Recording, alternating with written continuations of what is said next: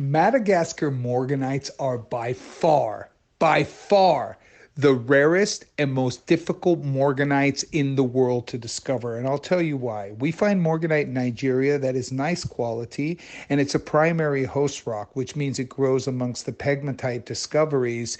And basically, you can see where the crystal actually came from.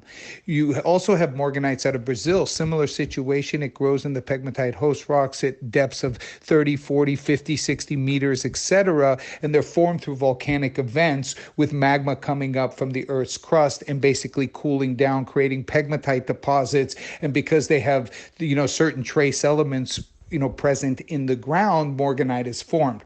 But the Madagascar morganite, we have never found the primary source. So there's very few in circulation globally. Now, the interesting thing about Madagascar morganite that's different than Brazilian morganite or other morganites from other locations is it doesn't need to be heated or irradiated because it's naturally pink, like a pink diamond. It disperses fire like a pink diamond. It actually is perfect crystallization, but there is literally less than 100 stones in circulation. There's not a lot of morganites from Madagascar out there because we find them in the ancient historical riverbeds of Madagascar while we're actually hunting gemstones. So what basically happens is, and we don't know where the actual original primary source is, what happens is the crystals are, growing somewhere within a mountaintop or a hill, etc. And then over hundreds of millions of years through rainfall, these particular crystals, the host rock erodes, and these crystals roll down the mountain into a river